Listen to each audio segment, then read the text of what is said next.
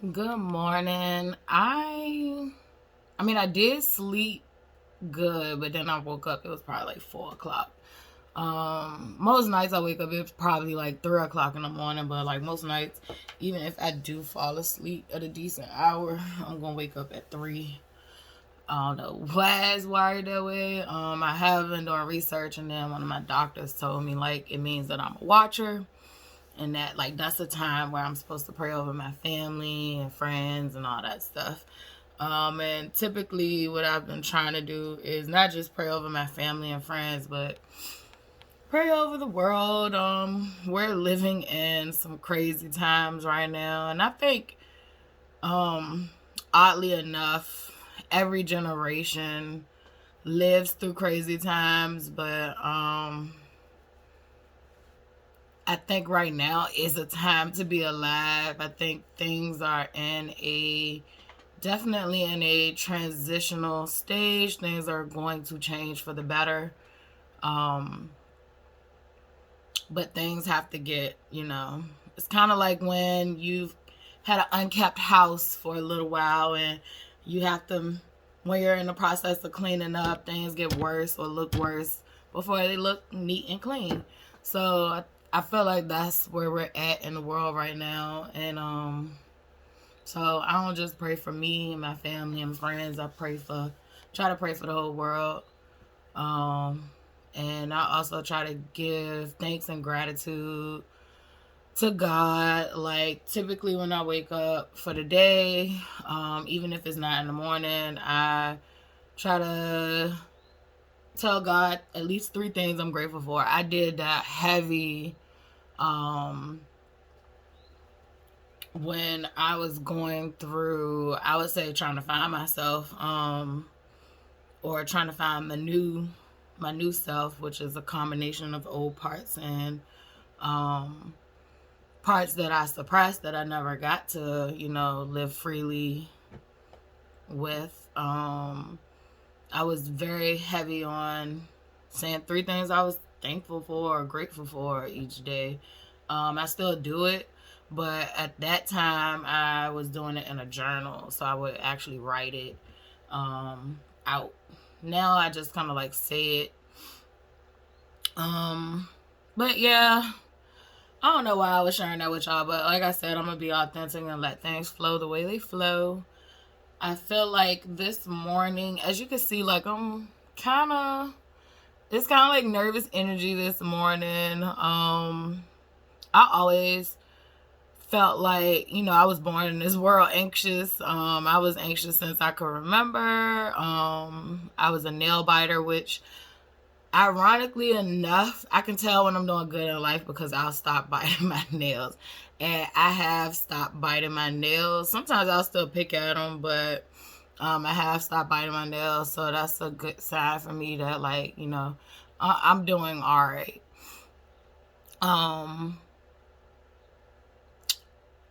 But yeah, this morning, like I woke up, like I said, and I just feel like, I wanted to do a video. I didn't do a video for yesterday. Well, transparency. I did do a video for yesterday.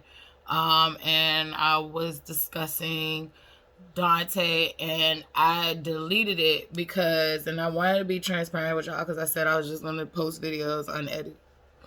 However, with that, I feel like the one I did yesterday, it's kind of like it's this, for me at least, it's this delicate dance that I will always have to do as far as publicly speaking on what happened between me and Dante.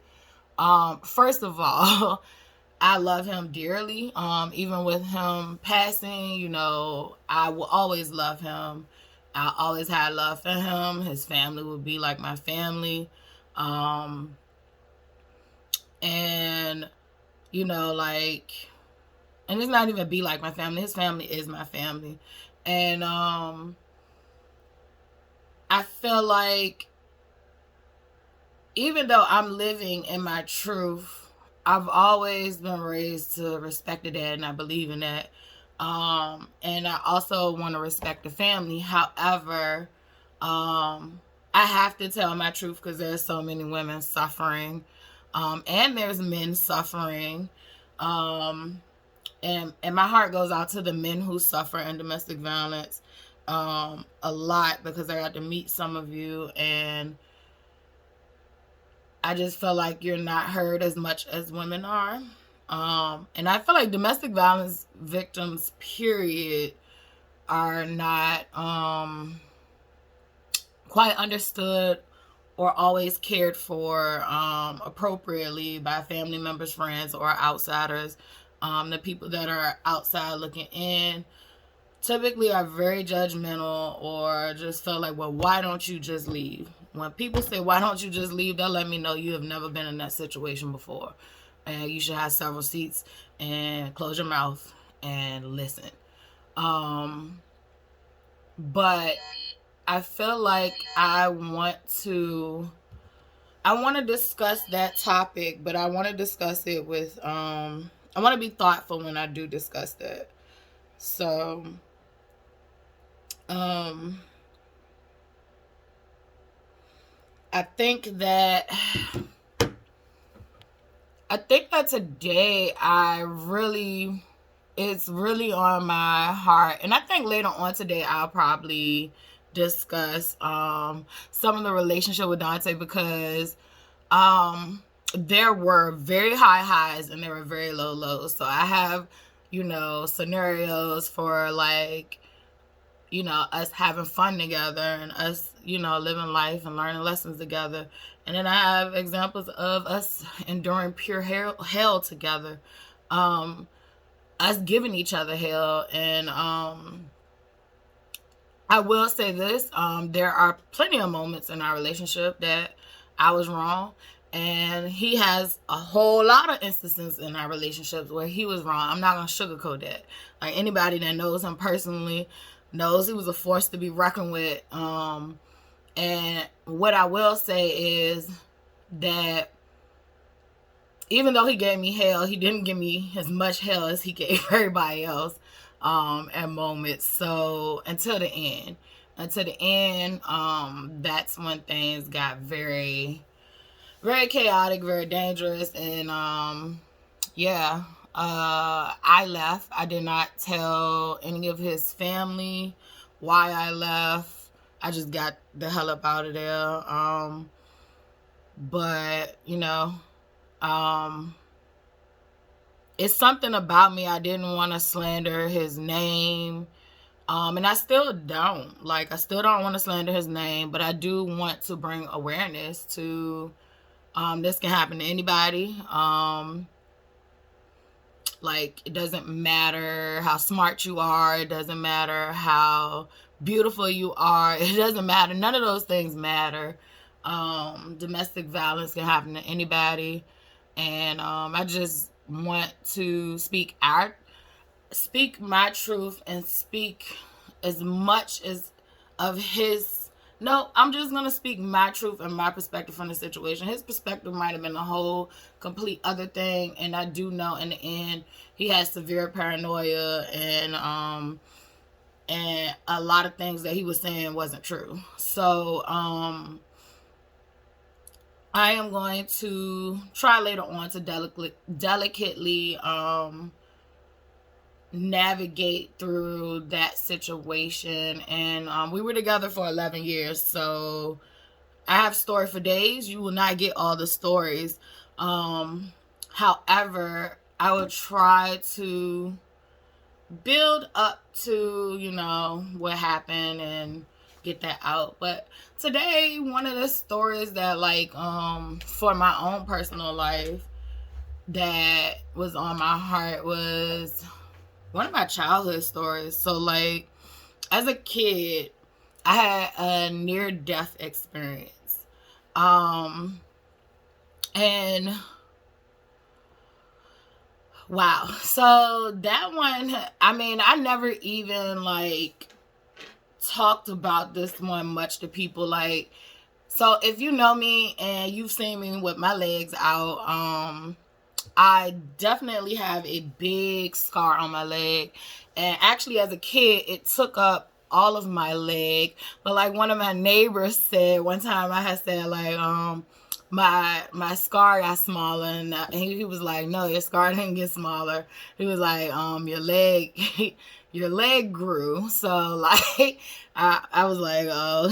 But that was just his he had a funny way of being a smart ass, and like I always enjoyed that about him. But yeah, like as a child, it took up from the crease of my back of my knee all the way to my heel. And it was a burn. So basically, recalling from my childhood memory, it was me and my brother, and I will not be using the name of the person. I will just say the relationship. But me and my brother went to go stay with one of my aunts in the country, and basically I was a tomboy. Like, since I can remember, I was a tomboy. My mom would dress me up in the cutest little dresses. I did not give two craps. I thought that stuff was itchy. I used to cry when she would put a dress on me. Now I like dresses, like it don't bother me. But as a little girl, I was good with some jeans, or even a skirt with some shorts, like but to have a dress on, I felt constricted. Like, you have to be ladylike. The stockings were itchy. Like, no, I wasn't into the girl stuff at all. And I was like legit a tomboy. Like, I was the girl who would climb the trees. Matter of fact, that was my favorite pastime. I loved climbing trees. And that would be something that will come into effect later in the story. But getting in a tree, first of all, climbing the tree is the challenge, like, right? So you're climbing the tree to get up to whatever point of the tree you want to get to, and then once you get to your point, which I usually liked it a solid middle peak. I never wanted to go all the way up. I felt like all the way up it was less sturdy. So I liked a good middle peak, and the thing about climbing trees was I could look down on people, the earth, whatever. Like, it's this feeling of being able to view and have a different perspective of my little tiny world, because that was my perspective as a kid. Like, I just felt like I was on top of the world in a tree. And so that was something I loved. So I loved the country. The country was like, I mean, you have your woods, you have so much that you could do and explore. So I looked at this as this was going to be something fun.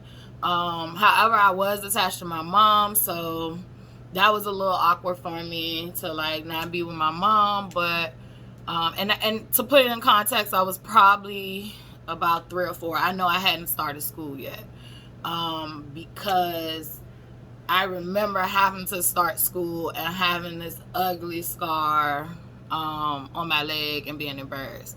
So I know I hadn't started school yet. But long story short, like, I would always play with my cousin and my brother, and so I was just always one of the boys, or like I just felt like I was one of the boys, even though I was not a boy, I was a girl. And I just like boy stuff. Like, that's one thing, like gender roles. Like, I am a heterosexual woman, but I like to do things typically that boys do. That's just me. I like to fish. I like to play video games. Like, I have all the latest, certain technologies that I like, and I play games when I have the mind space to do so. I used to like sports, but like, basically, like, I don't know, like, if you probably talk to guys, like, I'm one of the guys, and then I can be one of the girls. So like, gender roles is funny, because I defy them. And I like it that way. I'm me. I can only be me, and with what makes me feel comfortable might not make you feel comfortable. Find your lane and be okay with it. But what would end up happening is, and I'm going to tell this story raw and uncut. I'll tell where I went wrong, and I'm going to tell what went wrong with me. And so my cousin had a go-kart. So my aunt, she was I wouldn't say she's filthy rich. Like, she was well off. Like, they had stuff that we didn't have. Me and my brother, we grew up in the inner city. We lived off of Section 8. We lived in a single parent household, and at that time, like, my mom did not have, anybody in the household helping her. Our fathers would help, my brother's dad would help out consistently for my brother financially, but not in he wouldn't like come get my brother and spend time with him and stuff like that, but I will say he did consistently help financially. But my father was very inconsistent on both ends. So I would say, like, yeah, my mom, we grew up poor. We watched my mom struggle. So we didn't have a whole bunch. But one thing we did have was a lot of books. We had toys. We had stuff to play with, but we didn't have like a whole bunch of like array of things other kids might have had in like a probably middle class family. But my cousin, he had a go-kart. So first time seeing a go-kart. And I watched my brother and my cousin like ride on this go-kart around in circles in the yard and all that stuff because they had land. And it looked fun. Like, I think that was my very first time seeing what thrill looks like.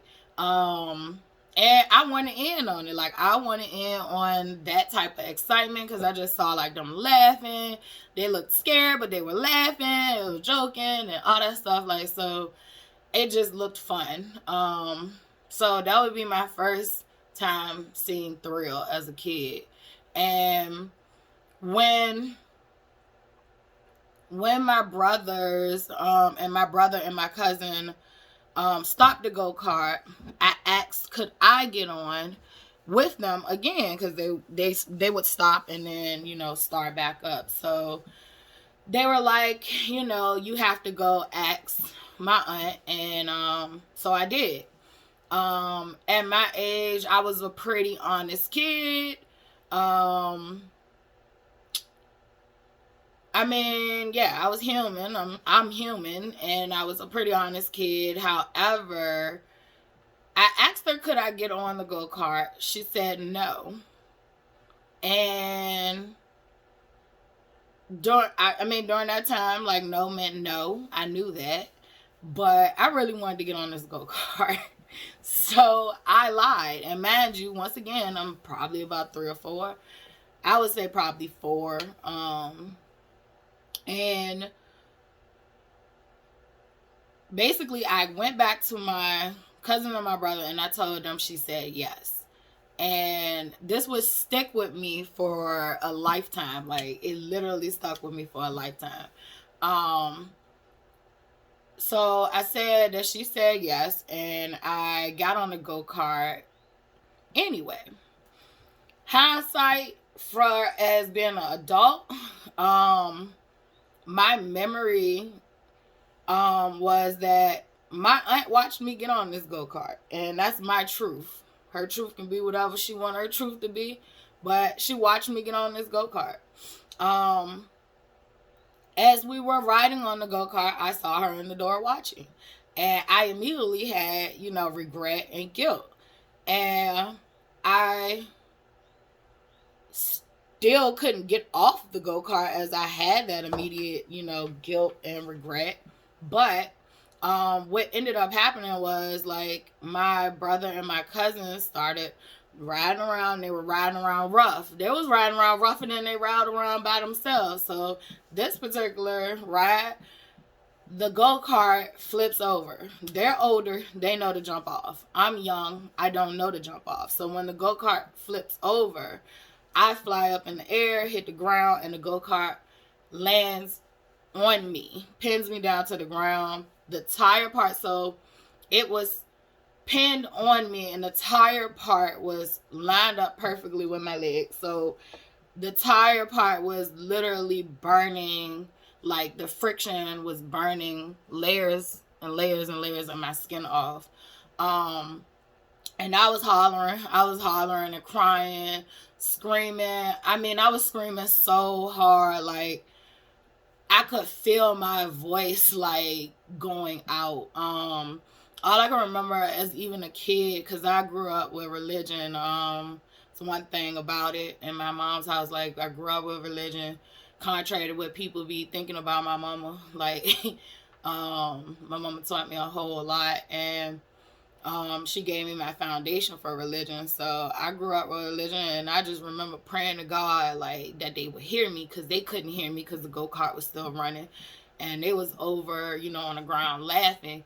And then I just kept on crying, and I think my brother finally, like, and I'm not gonna lie to you, but this is how I remember this story. Like, I remember seeing my aunt in the door still, even after the go-kart flipped over. And she didn't come out and help, but that's my memory. Her memory might be different. With my brother, I guess, finally realized, like, that, you know, where was I at? And he looked over and saw me on the ground, pinned down, like, crying. And they came and they lifted the go-kart up off of me, and they tried to get me to walk to the house, and, like, I could not walk. It was excruciating, like, excruciating pain. If you ever been burned alive, like, you know my pain. Like, I would never want to be burned alive. Like, that was, I've experienced a lot of pains, and I feel like that one was worse than me giving childbirth, because I didn't even know when that was going to end. And it wouldn't end just after they took me off the go-kart. That lasted for, I felt like it was almost like a week of that excruciating, like, raw pain, burning, fire. Like, it was just all kinds of pain. But once they realized I could not walk, they picked me up and carried me into the house. My aunt was really big on olive oil and healing people, and if you're in the Black community, then you know, you get that.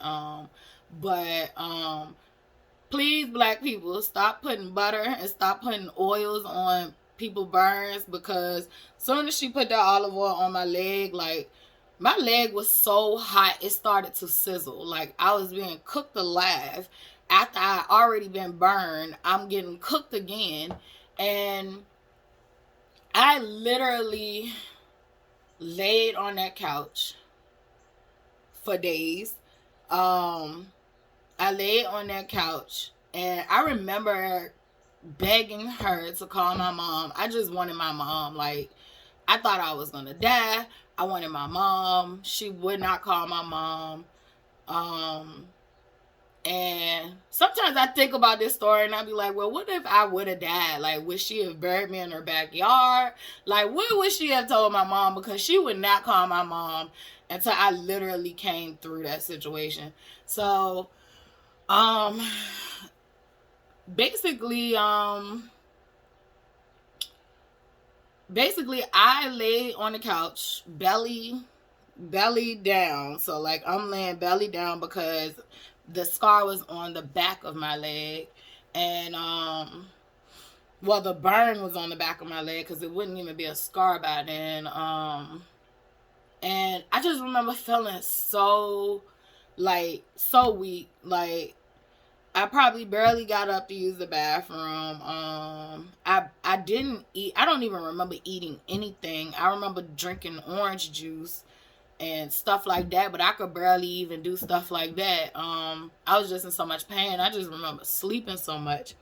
And that's when, like, I lie to you not, that's when I met God. Like, I would meet God. I would go to sleep and meet God, because I just slept through that whole ordeal, because it was just so excruciating pain.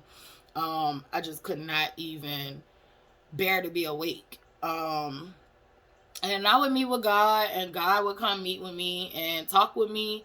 God would come to me in many forms. God would come. Sometimes he would be the wind while I'm sitting in a tree. And that's where I met God. Like, I met God sitting in a tree, and I would talk to God. And me and God would have conversations. And it sounds so funny to some people, but I know that some people who have near-death experiences understand exactly what I'm talking to. We all have our experiences with him differently. And then some of us don't even remember our experiences at all. With me, I always remember my experience. I can't remember every, thing we talked about, but I feel like God revealed to me my purpose, why I needed to be here, what purpose I would serve. And I forgot it. Like, literally forgot a lot of the stuff that we talked about when I was that young and going through that experience. However, I feel like if it wasn't for him coming to visit me and talk to me, and like I said, he came in many forms. He came and visited me in, the form of a man, the form of, like, he came in so many different forms. Like, I can't even explain this. I can't even put it in words, but like, that was shape and mold how I view God and how I perceive God and all that stuff. So like, but he definitely, it was kind of like God was a source, and he would come to me in so many different forms, and like, that's basically like he spills into different things. So, and if you think about it, God is, everything. So, it would make sense. But even if it don't make sense for you, it makes sense for me. But I remember when I was getting better that that's when he started to disappear, and I had to start, being in reality again, and I couldn't sleep as much as I was, and basically I was healing and I was getting better. So I had stopped feeling like I was gonna die. Like, I literally had fevers and all kind of stuff while I was going through that stuff. Like, so I definitely went through a lot. But when I did start coming to, which felt like days later, she did end up calling my mom. My mom came. My dad had to take my mom to come get us because my mom didn't have a car. We used to walk everywhere, catch the bus and stuff as a kid. So my mom didn't have a car, so my dad had to come get her, then bring her to my aunt's house and come get me. They would take me straight to the hospital, the emergency room, after they came and got me. And that's how long that I stayed, at her house with no medical treatment. That basically, by the time my parents came to get me and take me to the emergency room said, it was nothing they could do about it. Like, I had already began to heal, and that if I was brought in earlier, they could have, they could have done, a better job about how I was going to heal. So they basically taught me and my mom how to take care of a burn wound. And I did have 2nd and 3rd degree burns, basically on my whole lower leg. So that really could have taken me out.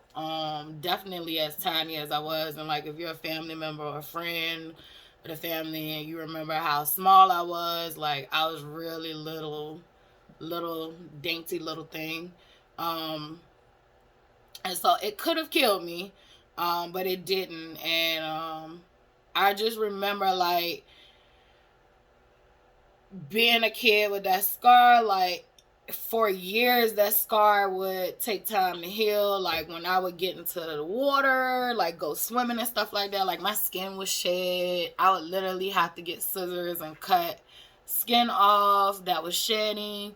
So like I went through a lot with that scar, and my mom not once checked my aunt for it, and it it pissed me off for a long time, because like my aunt, her son, she sent her son to my mom's house and he got bit by mosquitoes one time, and she fussed about that. And but when I went to your house, before he even came to our house, like, you almost let me die. So like, I don't know, I used to resent my mom for not saying anything about that, but I also do once again understand that my mom, I felt like, was a black sheep of the family, and she I don't think she like arguing with her family members. She don't like hurting them, and I think she knows she can hurt them, but she don't want to. So, you know, I had to learn to let that go. And I had to learn to let it go about my aunt. Like, I felt like, you know, she know what happened. And then some people block stuff out because they can't deal with it. Like, and I've had situations like that. So, you know, she got to deal with God. That's how I look at that. But I do remember, like I said, having close encounters with God while I was sleeping. That's what I call it, but it literally was while I was dying each day inside, because that was excruciating pain. That would also lead to me having a high threshold for pain. Like, even when I go to the doctors, like, I sometimes have to explain to them that, like, my pain level, my pain threshold is different from other people's pain threshold, because I've been experiencing pain all my life, whether it be physical, emotionally, whatever. Like, I could tolerate a lot. However, thankful for a new beginning, I will not be tolerating most things. So, I thank, you know, my environment for making me tougher, but I'm ready to live my soft girl life. I'm not dealing with a whole bunch of roughness no more. If it ain't gentle and soft, I don't want it. If it ain't a good vibe or energy, I don't want it. So that's just how I feel. But I do remember, like, when I told you that God would tell me my purpose and reveal a lot of things to me. I do remember being like 4 years old. So it had to happen when I was 4, but this is when I had returned home, and at a young age, like, I saw domestic violence growing up. I saw a lot of stuff growing up. Like, I mean, once again, I grew up Section 8, and even though Section 8 is quote unquote a step higher than the projects, we lived in a townhouse, like, I would say, like, cul-de-sac type thing. It was a top and bottom. It wasn't large or anything like that. It was a top, middle, and a bottom, but it wasn't large at all, but it still was like sections of it. And I always felt like the people who lived at the top was better off. People in the middle was in between, and then, like, we lived at the bottom, and we did have, like, one neighbor who was like an ex-cop and his wife, and they was like really good people, but other than that, like, all the rest of us was like struggle people. And so I grew up around drug activity. I grew up around a lot of different, like, stuff that I wish I hadn't seen or wouldn't had to go through, but unfortunately, you know, I did go through it, and I'm trying to turn that unfortunately into a fortunate, like, because maybe I can help some other person who, you know, went through it, or somebody that's going through it now, that, you know, things do get better, and that you are in control of your life. But I just remember, like, one day being in my house, like, because I always had this, like, outworldly awareness. Like, so I will always say that, like, I've always been different and weird, and I always had a sixth sense about things. Like, I was never just here on earth mentally. Like, I would be here, there, everywhere. Like, I don't know how to explain it, but I just had gifts. And one of the things that I remember at such a young age after having that traumatic experience, returning home, recovering for a little bit, and I just felt like I woke up into pure chaos. Like, and I remember having, like, at the age of 4, this panic attack about, I can't remember why I'm here, what I'm supposed to do. Like, I don't know my purpose. I don't forget. Like, I got so frustrated. Like, I had a whole meltdown by myself in the bathroom. At the age of, like, 4, like, I just remember, like, not being angry at myself and being mad at God. Like, why am I in this environment? Like, why am I here? Like, I can't remember why I'm here. Like, what am I supposed to do? And it's funny because all along, like, he had imprinted while I was here. I'm here to help. Like, I've always been here to help. However, me being here to help does not mean I'm supposed to be a doormat. Me being here to help does not mean I am supposed to work myself so to the bone that I can't enjoy life. So I say all that to say that this is another life experience that was so traumatic for me. However, I can see the good in that situation. So even though that was traumatic for me, even though, oh, and there was another thing that gave me resentment too as a adult, not even as a child. As a child, it gave me guilt, but as an adult, it gave me resentment. But I remember my aunt telling me when they brought me in the house that I told you not to get on there. It was your fault. Now, contrary to not contrary, but whether you want to believe, that I saw her at the door looking or that she wasn't at the door, I will say this. If I'm watching somebody else's child, I'm watching somebody else's child. So for her to imprint that guilt onto me, I never forgot that. And I still haven't forgot it, but I've given it to God. I've given it to God. I don't have no ill will towards us. I feel like I've said this in the last video. Hurt people hurt people. So, I feel like, I pray for her and I forgive her. Like, and I also forgive myself because she was partly right, even though she shouldn't have shamed a 4-year-old for not listening. Like, I didn't know the real, consequences of it, but I learned that day. And I still didn't learn that day because I would grow up and still do things that I know I shouldn't do because I'm a human being. So, I've learned to give myself grace. That's what I learned, to stop guilting myself and give myself some grace. And, but I do feel like, I gotta let that go. I have to let that go. I can see the good in that situation. It made me stronger. It definitely, I had to learn how to be confident with my leg when I started school. Like, I remember that being a big self-esteem killer for me, having that big ugly burn. And at that point, my burn was not, it hadn't turned brown like my skin completely. It was still more like a pinkish color. Like, it went through different phases of coloring while it was in the healing phase. But yeah, so now I don't care. Like, I got nice legs. I wear my leg out. I do know they told me that when I went to the hospital that day, they told me that they could do skin grafting, but I was too small to do skin grafting, that they would have to wait till I was about 12 so I could have more skin to graft on that area.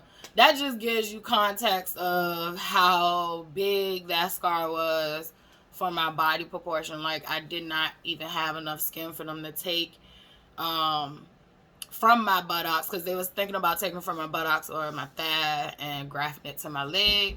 However, by the time I got to age 12, like, I had got so used to living with the scar, it was a part of me, that I didn't want to go through with skin grafting at all. So it's kind of like one of my battle wounds, and I wear it proudly. And I admire other people who have their scars and stuff when I'm in public and I see them, and it I don't know, it's like it brings